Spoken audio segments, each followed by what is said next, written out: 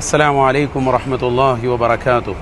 6-ാം നൂറ്റാണ്ടിലേക്ക് സയ്യിദുനാ റസൂലുള്ളാഹി സ്വല്ലല്ലാഹു അലൈഹി വസല്ലമ തങ്ങൾ ഇസ്ലാമിക പ്രബോധന ദൗത്യവുമായി കടന്നു വരുന്നതിന് മുമ്പ് മക്കയിലെ ജാഹിലിയ കാലഘട്ടത്തെക്കുറിച്ച് നമുക്കെല്ലാവർക്കും അറിയാം. അറിവില്ലാത്തതാകുന്ന ജനത, ജനിച്ചു വീഴുന്നതാകുന്ന പെൺകുട്ടികളെ ജീവനോടുകൂടി കുഴിച്ചുമൂടിയിരുന്ന കാലഘട്ടം. മാത്രമല്ല, പെൺകുട്ടികൾ ആണ് തനിക്ക് ജനിക്കുന്നത് എന്ന് കണ്ടാൽ പിതാക്കന്മാരെ സംബന്ധിച്ചിടത്തോളം മാനസികമായി വിഷമമുണ്ടാകുന്ന കാലഘട്ടം. ഖുർആൻ കൃത്യമായി അടയാളപ്പെടുത്തിയതുപോലെ മുസ്വദ്ദൻ വഹുവ കലീം, മുഖം കറുത്ത് മുഖം ചുളിച്ച് വല്ലാതെ പ്രയാസപ്പെടുന്നതാകുന്ന പിതാക്കന്മാരുടെ കാലഘട്ടം. ആ ഒരു സമയത്ത് കുട്ടികളെ പച്ചയായി ജീവനോടുകൂടി കുഴിച്ചുമൂടിയിരുന്നു. വഇദൽ മൗഊദത്തു സുഇലത്തു, ഖുർആൻ പറയുന്നുണ്ട്, നാളെ കുഴിച്ചുമൂടപ്പെട്ടതാകുന്ന ആ കുട്ടികളെ കുറിച്ചുകൊണ്ട് നാളെ ചോദിക്കപ്പെടും. എന്തിനു വേണ്ടിയിട്ടാണ് നിങ്ങളെ കൊല ചെയ്യപ്പെട്ടത്? ബി അയ്യി ദംബിൻ ഖുതിലത്, എന്ത് പാപത്തിന്റെ കാരണത്താലാണ് നിങ്ങളെ കൊല ചെയ്യപ്പെട്ടത് എന്ന് ചോദിക്കപ്പെടും. സഹോദരങ്ങളെ, അന്ന് കുഴിച്ചുമൂടപ്പെട്ടതാകുന്ന ആ കുട്ടികളെ കൊണ്ടുവന്ന് അടക്കം ചെയ്യപ്പെട്ടിട്ടുള്ള ഭൂമിയിലാണ്, പ്രദേശത്താണുള്ളത്. പരിശുദ്ധമാക്കപ്പെട്ട ഹറം ഷരീഫിന്റെ പരിസരത്ത് ജബൽ ഉമറിന്റെ, ജബൽ കാബയുടെ ഭാഗത്ത്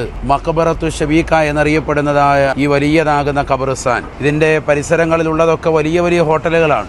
എൻ്റെ മുന്നിൽ കാണുന്നത് അഡ്രസ് എന്ന് പറയുന്ന ഹോട്ടലാണ്.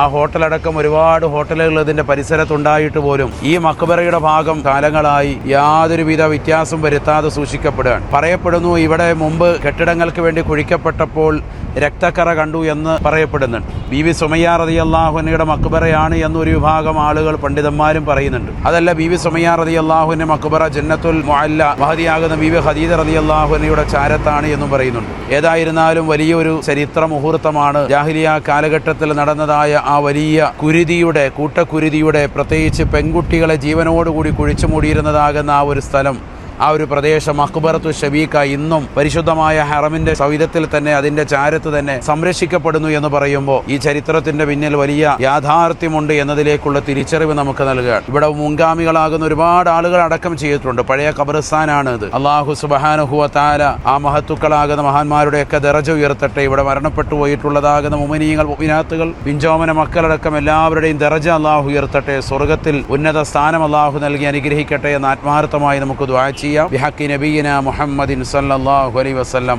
അസ്സലാമു അലൈക്കും വറഹ്മത്തുള്ളാഹി വബറകാതുഹു.